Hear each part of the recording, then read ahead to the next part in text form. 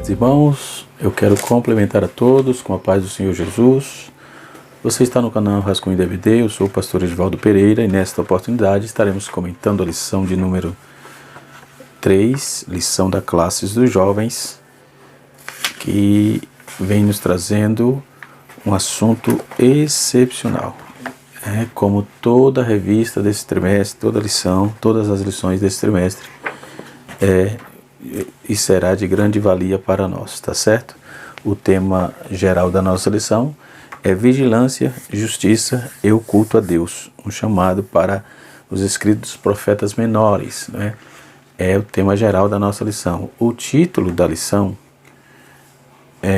nos diz assim, lição de número 3, Joel, o poder do Espírito Santo nos últimos dias, né? Joel, quando vamos tratar desse profeta, não temos muito para falar dele, da pessoa dele. Não temos informações sobre seus familiares, sobre a genealogia desse profeta, né? Temos algumas inferências, certo? Que podemos assim usar, né? Assim por questão de inferência, mas propriamente dita não temos muita coisa, certo? O nome Joel significa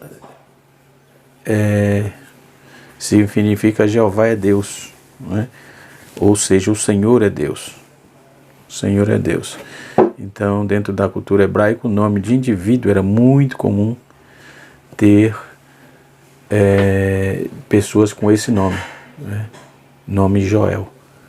Era muito comum isso acontecer.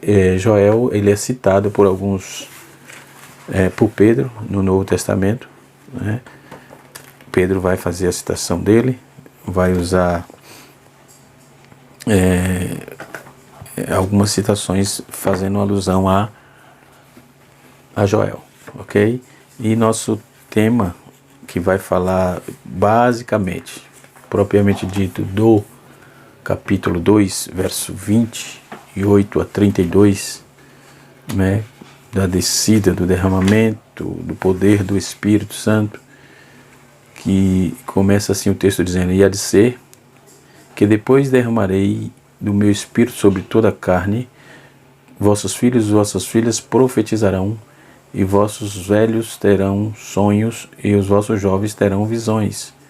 Também sobre os servos e servas naqueles dias derramarei o meu Espírito, e mostrarei prodígios no céu e na terra, sangue, fogo e coluna de fumaça. O sol se converterá em trevas e a lua em sangue, antes que venha o grande e terrível dia do Senhor. Há de ser que todo aquele que invocar o nome do Senhor será salvo, porque no Monte Sião, em Jerusalém, haverá livramento, assim como também o Senhor tem dito nos restantes que o Senhor chamar. Então, está aí o texto bíblico de uma promessa de avivamento, né? Depois de Joel trazer uma profecia calamitosa, trabalhou dentro de 4 visões. O livro de Joel ele vai apresentar 4 propósitos específicos, que eu quero citá-los aqui, a começar agora, né? O primeiro propósito, ele condenou a indiferença do povo, né? O segundo propósito, ele anunciou o grande juízo divino, que era a questão dos gafanhotos, né? Judá foi acometido por essa febre, esse enxame de gafanhotos, né? E segundo, ele anunciou o grande juízo divino, né? Ele condenou a indiferença, ele anunciou o grande juízo divino, que era por causa da insensibilidade do povo, né? E no terceiro propósito, ele conclamou um arrependimento da nação por meio de propósito específico, quando ele fala para o povo que o povo tinha que fazer penitência, né? Então ele, por meio de manifestações e penitências, a saber, jejum, lágrimas, roupas de sacos, cinza, luto, choro e clamor, não é? É o que está no texto. E no quarto propósito, ele propôs trazer consolo ao apresentar as promessas do Senhor para o seu povo. É o que culmina, que termina aí no capítulo 2, a partir do capítulo 2, o versículo 28 a seguir, que nós já dissemos, né? Então, está aí o propósito da nossa lição, está aqui a nossa lição. Muito bem, uma lição muito importante. Nós teremos a nossa revista, aliás, e nós teremos informações sobre esses profetas, tá certo? Dentro dessa questão, nós temos aí algumas perguntas a serem respondidas dentro desta temática do livro de Joel, tá certo?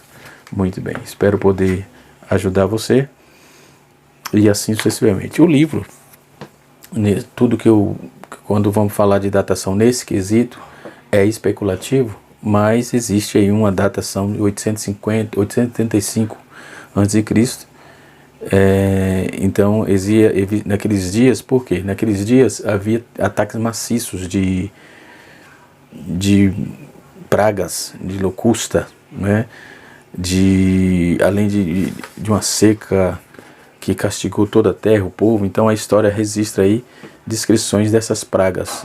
Testemunhos fidedignos comenta que exames de gafanhotos, que o enxame de gafanhoto era de tal monta que cobria dezenas de alqueires, chegando às vezes a cobrir 50 quilômetros de largura e 120 quilômetros de comprimento da extensão daquelas áreas ali de terra. Depois de acabar as lavouras, a planta e o inseto entraram nas casas noturnas à procura de alimentos, comida, feno, roupas e até odres eram consumidos e cortados em pedacinhos. Então o negócio era drástico, né? Em pouco tempo essas pragas aí reduzia nada, todo o produto do trabalho de vários meses. As pragas de gafanhotos reduzia nada. Então esse era taxado como um juízo divino, um juízo de Deus, né? E dentro dessa premissa, dessa proposta, o cronologista vai apresentar que nenhum dado dos estudos depende aí de fatores internos para a datação. Eu falei de 835, mas tem 3 listas complementares para diferir aí, que vai trazer quando vamos falar. Por que estou citando? Porque é importante que quando alguém tentar te embarrear, te questionar, você tem essas informações para passar, ok? A primeira, por meio de composição original, né? Primeiro começou o período pré-exílico, que data de 835 a 830 a.C. Segundo, o fim do período pré-exílico, que data de 609 a 585. E a terceira posição sobre a data, né, é um período pós-exílico que data de 515 a 350. Então a última hipótese é alegada com base em referência aos gregos, né? Em Joel capítulo 3, verso 6, vai fazer uma citação com respeito a isso. Então, na suposição de que essas menções ao templo foram em foram também feitas no segundo templo, reconstrução dos conservadores, né? E refere aí às datas pré-exílicas, argumentando que a referência do Vale de Josafá, capítulo 3, verso 12, se encaixa na época do pré-exílica. Então, em vez que Josafá, que data aí de 873 a 848, então, e 872 a 848, então fica aproximado aí, segundo essa datação. Então, do período pré-exílico é mais viável, ok? Então, mas ninguém bate martelo, ok? Tudo isso são fatores estudiosos e, aliás, estudos especulativos, mas ninguém bate martelo. Foi escrito em tal data desse período e tal, não se tem muita informação acerca disso. Com respeito à família, à genealogia do profeta, não temos também muita coisa a dizer. Sabemos que ele tem intimidade com Jerusalém, com o templo, porque ele faz citações constantes com respeito a isso, né? Diz ainda que o último rei de Judá, antes de Joás, foi o período que ele passou por ali. Então, além disso, o profeta enumera aí inimigos pré-exílicos, a saber, de Judá, como Tiro, Sidom, Filistia, Egito, Edom, Seba. Isso vai do capítulo 3, versículo 2 a 19, onde ele menciona, mas a Bíblia não menciona a Síria, a Babilônia, a Presídia, inimigos do pré-exílico, né? E pós-exílico também. Então a datação desse livro não afeta significativamente o conteúdo da mensagem, ok? Se isso não afeta, vamos partir para frente. Então a mensagem geral do livro é o dia do Senhor, né? O dia do Senhor. Então o profeta ele vai trazer informações sobejas. Gafanhoto, para começar, que é bem nítido no livro, é arbe, no grego, no hebraico, aliás, é um termo hebraico comum para gafanhotos, né? E nós vamos ver aqui uma tabela que eu vou deixar também aqui no vídeo, né? Sobre o mesmo essa praga era a mesma do Egito, né? No capítulo 10, verso 4, era a mesma, entendeu? Que afetou o povo ali. Então, que atingiu o povo. Então, o uso comum de quadros, palavras hebraicas, diferente para gafanhoto, em Joel capítulo 1, verso 4, enfatiza a sua totalidade aí das destruição, né? Existe um comentarista chamado Sarsil, ele vai indicar o estágio da lagarta, né? Ele vai falar, Ialec, no caso, que é um gafanhoto jovem e pode saltar, mas não voa, né? Gazen é um gafanhoto voraz, né? E govai significa enxame de gafanhoto. Então o que aconteceu ali foi um govai, enxame de gafanhoto. Por que essas informações? Porque elas são importantes para a gente se embasar no fatores escriturísticos do livro de Joel, ok? Vamos continuar na nossa lição, que ela vai trazer informações contundentes com respeito ao Senhor dentro da sua presença e a notável esperança do povo, porque o Senhor é aquele que ele pune devido às nossas falhas, mas ele usa de bondade e misericórdia quando nós arrependemos. Então, quando o povo não se arrepende, torna-se indiferente, fica pior. A dificuldade é maior e Deus não se deixa escarnecer de maneira alguma. É preciso que voltemos para a sacrossanta do Senhor, a palavra do Senhor, sacrossanta palavra do Senhor, né? Quando a Bíblia fala sobre o dia do Senhor, é um tema das profecias do Antigo Testamento que notadamente vai estar citando sempre. Então o dia do Senhor pode ser um dia fenomenal, né? Pode ser apenas o dia da ira, né? Pode ser também um dia de grandes fenômenos celestiais, pode ser fenômeno de colheita, ou seja, o dia do Senhor pode ser um dia de festa, pode ser um dia de destruição divina, como também pode ser dia de festa, não é? Isso temos textos sobejos aqui para apresentar. Por exemplo, 3 dos 16 profetas, eles trataram desse assunto, sobre o conceito do dia do Senhor, e originou-se provavelmente na conquista de Canaã, né? Uma conquista que na verdade foi a guerra do Senhor, no caso, Deuteronômio 1 verso 30, Deuteronômio 3 verso 22 e Josué capítulo número 5 versículo 1 a 13 a 15, aliás, e Josué 6, 2. Então esse dia do juízo para os perversos cananitas, houve esse dia.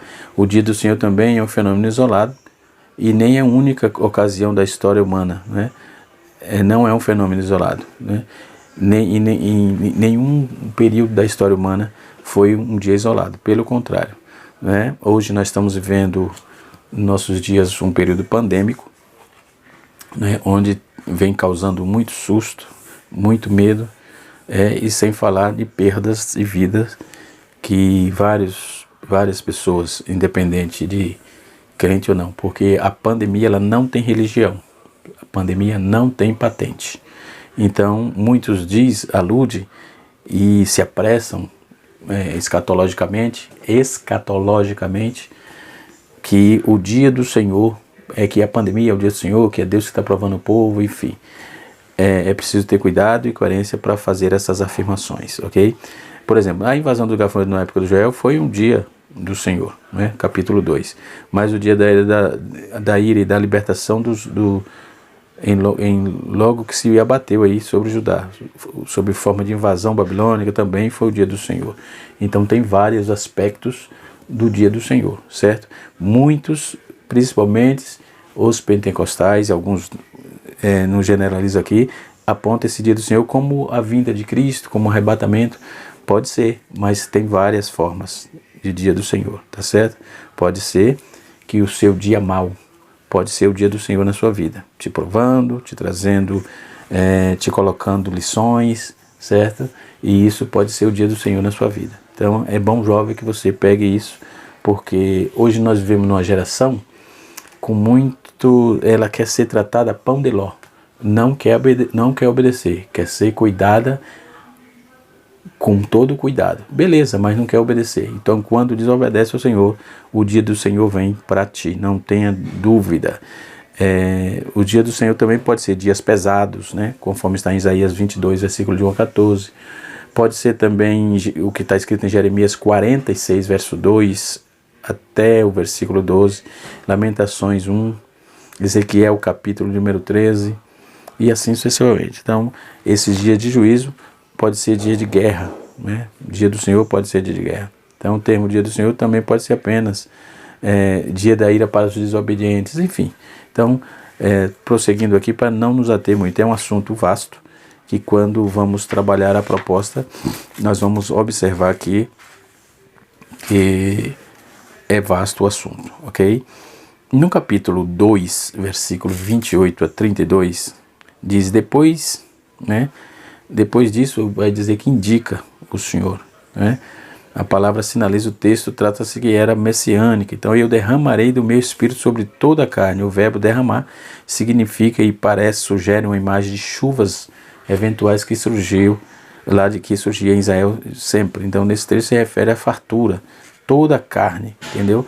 Então se refere também tanto à fartura de bênção como fartura de juízo, devido à desobediência do povo. Já visto que o texto no capítulo 1 já começa trabalhando essa proposta, ok? Do juízo divino por meio dos gafanhotos. Então essas informações são importantes para que possamos ter realmente um panorama aí do livro de Joel, tá certo? No canal Rascunho Teológico eu estou trazendo uma exposição de panorama bíblico. Ainda não chegamos em Joel, mas tudo que preparei bastante coisa para lá, o material já está pronto, né? E estou fazendo cada semana, eu gravo um vídeo no canal Rascunho Teológico. Se você quiser dar uma passada lá, Rascunho Teológico, você vai ver, tem séries de assuntos interessantes que pode te ajudar, tá bom? Muito bem, vamos para a nossa lição, que está dividida, como de praxe, em 3 tópicos. O primeiro tópico, o profeta Joel. O segundo tópico é o contexto histórico da sua profecia. O terceiro tópico, o poder do Espírito Santo nos últimos dias. Tá certo? Muito bem. Antes de adentrar na lição propriamente dita, eu quero trazer aqui uma curiosidade que também está exposta no livro de apoio, certo? No livro de apoio. Joel, por exemplo, quando a Bíblia fala de Joel, a Bíblia vai falar de pelo menos 13 Joel. 13 pessoas com esse nome. Nós vamos começar com Joel, o filho mais velho de Samuel. 1 Samuel capítulo 8, versículo 2. Pai de Remã, cantor, o cantor está escrito lá, ele cantava e está escrito em 1 Crônicas capítulo 6, versículo 33, capítulo 15, versículo 17. Então, em algumas versões, o nome desse camarada aparece como Vasni, em algumas versões da Bíblia. Então, Joel era o irmão mais novo de Vasni, né? O irmão mais novo de Abias, ou melhor. né? E foram designados por Samuel para serem juízes em Berseba, né? E assim sucessivamente. Depois, a Bíblia vai falar que eram ancestrais de Samuel, citado no mesmo capítulo 6 de Crônicas, versículo 36. Ele era filho de Azaria e pai de Elcana. Depois tem um outro Joel, Joel, príncipe dos Simeonitas, citado em 1 Crônicas, capítulo 4, versículo 35, e viveu por volta de 715 a.C. Depois, em Crônicas, capítulo 1, 1 Crônicas, capítulo 5, versículo número 4 e 8, vai fazer a citação de um membro da tribo de Ruben, né? É outro Joel. Também nós vamos ver um Joel, que era um chefe de Bazã, citado em 1 Crônicas 5:12. 1 Crônicas, capítulo 5, verso 12. Esse personagem às vezes é considerado por alguns estudiosos como sendo o mesmo Joel citado da tribo de Ruben, né? Mas deixa algumas margens para pensar. Por isso que destaca dentre o outro, né? Cada um na sua esfera. Depois nós vamos ver também o Joel, filho de Israía. Israía era chefe em Isacar na época de Davi. Em 1 Crônicas, capítulo 7, versículo de número 3. Depois a Bíblia menciona, em 2 Samuel 23, versículo 36, fala de Joel, o irmão de Natã, também chamado de Igal, né? Era também chamado de Igal. Um dos poderosos de Davi, registrado está no capítulo 11 de 1 Crônicas. Também vamos ver um Gersonita, filho de Ladã, chefe dos levitas, né? Em 1 Crônicas, capítulo 23, verso 8. Ele foi designado por Davi para ajudar o retorno da Arca da Aliança, né? Na casa de Obed-edom. Esse retorno está registrado em 1 Crônicas, capítulo 7, capítulo 17, versículos 7 e 11. Né? Também foi nomeado para guardar o tesouro, no capítulo 26, versículo 22 de 1 Crônicas, e alguns intérpretes vão considerar que isso se trata de dois homens diferentes, né? Então, um que guardou o tesouro e o outro filho de Gersonita, né? E assim sucessivamente. Então, depois aparece um outro Joel, que era nomeado por Davi como o principal chefe para governar a meia tribo de Manassés. Capítulo 27, versículo 20 de 1 Crônicas, que ele era filho de Pedaías, né? Depois vai ter um Joel, que era levita, que ajudou Ezequias na restauração do templo, né? No capítulo 29, aliás, de 2 Crônicas, versículo 12. Depois vamos ver o filho de Nebo, que é contado entre os homens que prometeram expulsar as esposas pagãs. Nós vamos ver isso em Esdras, capítulo 10, versículo de número 43, certo? Então, depois vamos ver Joel, supervisor dos benjamitas, no período pós-exílico em Jerusalém, em Neemias, capítulo de número 11, versículo 9. Depois vamos ver o filho de Beni, também chamado de Uel, né? Em Esdras, capítulo 10, versículo 34, mais um nome relacionado entre aqueles que expulsaram ou expulsariam aí as esposas pagãs. Então, quando vamos trabalhar isso, o comentarista Israel Trota, Tiago Trota, ele colocou também aqui uns versículos apontando também para outro Joel, né? Afirmando aqui o que eu estou dizendo. Olhando aqui o livro, né? Eu achei aqui essa informação. Ele vai dizer assim: as tentativas de determinadas identidades, Joel, se observarem fatos desse nome bastante comum no Antigo Testamento, conforme eu disse anteriormente.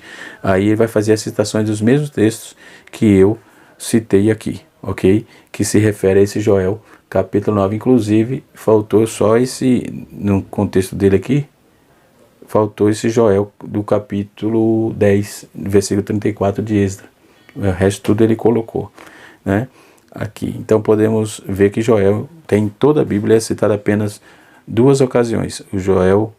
O profeta Joel, quando Joel 1:1, e também pelo apóstolo Pedro, que fazia lembrança do cumprimento de suas promessas em Atos capítulo 2, verso 16. Então o livro de Joel não fornece aí nenhuma informação mais detalhada com respeito à sua vida pessoal. Também já comentei no início desse vídeo. Então, jovens, a profecia do profeta Joel, ela veio trazendo informações e repreensão dentro de 4 viés que eu também já apresentei, 4 propósitos. Então, quem foi o profeta Joel já citei, para quem ele profetizou. Em toda a Bíblia, Joel é citado apenas 2 ocasiões, também já citei aqui, né? Eu falo Joel, o profeta, né?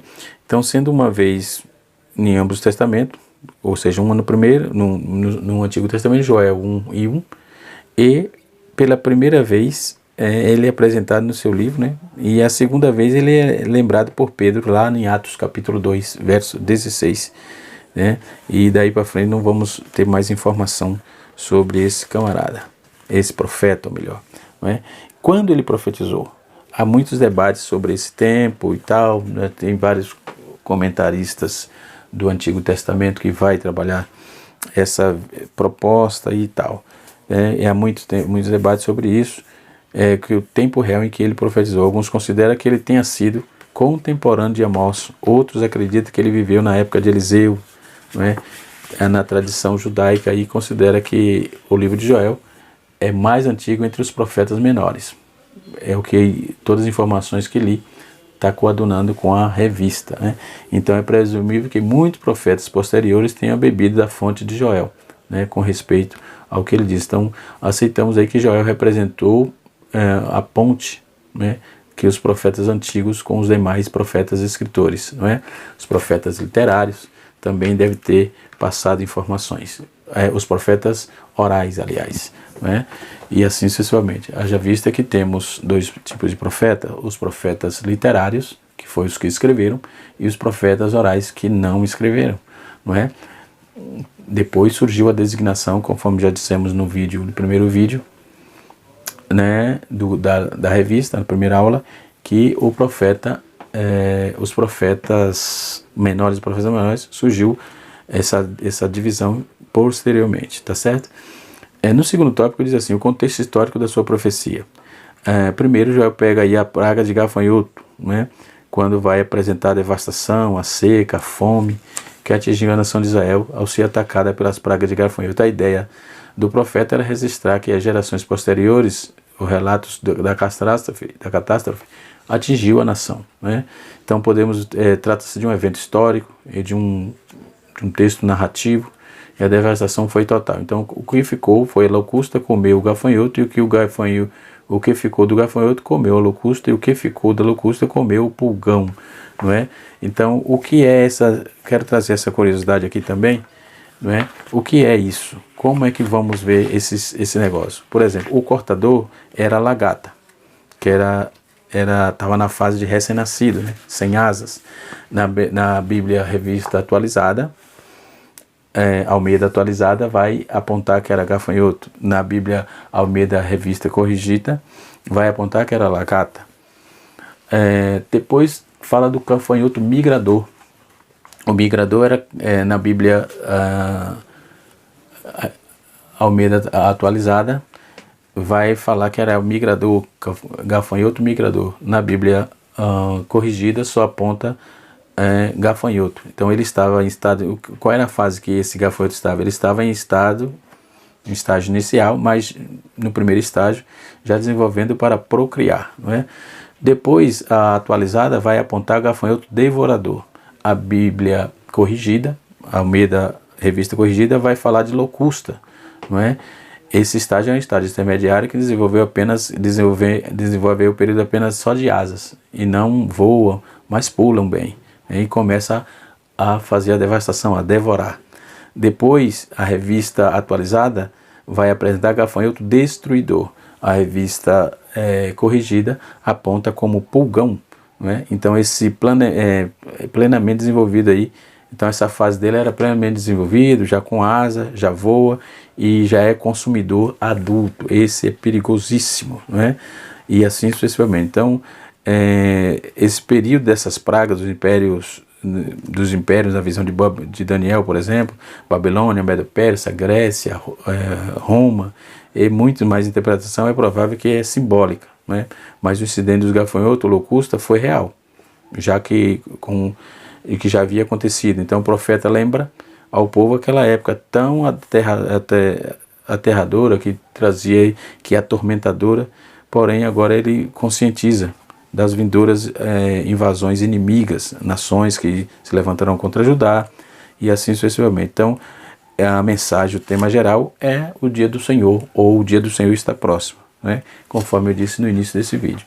Então, com certeza você terá muitas informações, meditando, buscando mais nas revistas e na revista, nos livros que você tem aí para você pesquisar. Mas espero que a gente poder, o canal Rascunho da IBD, poder te ajudar. Por exemplo, em Joel capítulo 1, versículo 1, e Joel capítulo 2, versículo 11, ele vai falar: depois sobre a holocausto, Joel levanta a voz, bradando ao povo, ele procura acordar os lábios dos seus estados de estupor, no caso.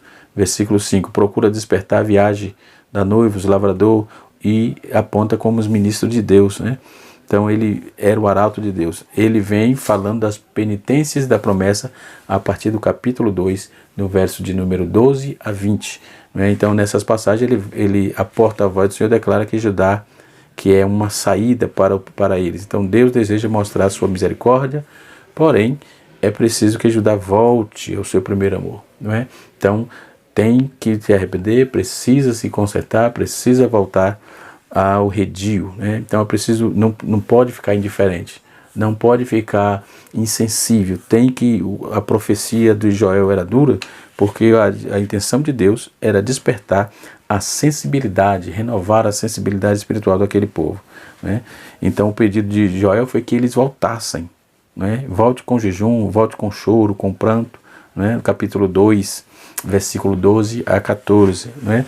Mas o foco da nossa lição é o derramamento do Espírito, isto é, o refrigério de Deus para o povo, né? O derramamento do Espírito, a decisão de Deus de abençoar o povo. Então esse texto relata da promessa predileta, principalmente os pentecostais usufruem bastante disso.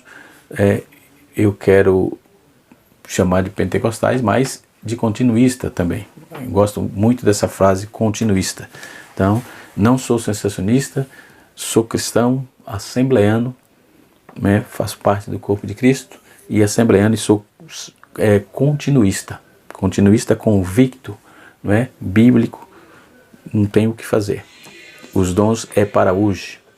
Tudo que Deus fez, a igreja ainda está na terra, então é para hoje.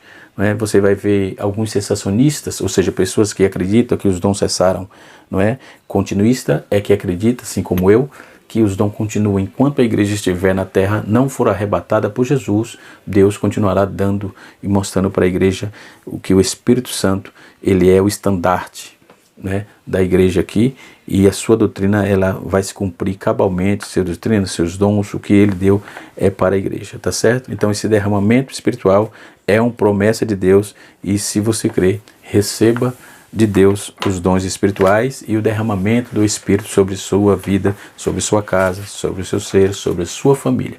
Que Deus em Cristo nos abençoe, que o Espírito de Deus continue falando poderosamente nos nossos corações. Tá certo? Espero poder ter ajudado os jovens. Um abraço a todos os jovens do nosso ordeiro e progressivo país. Deus abençoe a vida de todos e até a próxima aula, se Deus assim nos permitir. Na próxima aula estaremos falando de Amós, não é? Estaremos falando de Amós. Haja vista que toda a revista está pautada no livro dos profetas menores, 13 profetas, 12 aliás, né? Profetas. Nós vamos estar comentando sobre Amós, adoração com justiça. Deus abençoe. Canal Rascunho Teológico, ou Rascunho da IBD, ou melhor, canal Rascunho da IBD, ensinando para transformar a vida. Deus abençoe e até a próxima, se Deus assim nos permitir.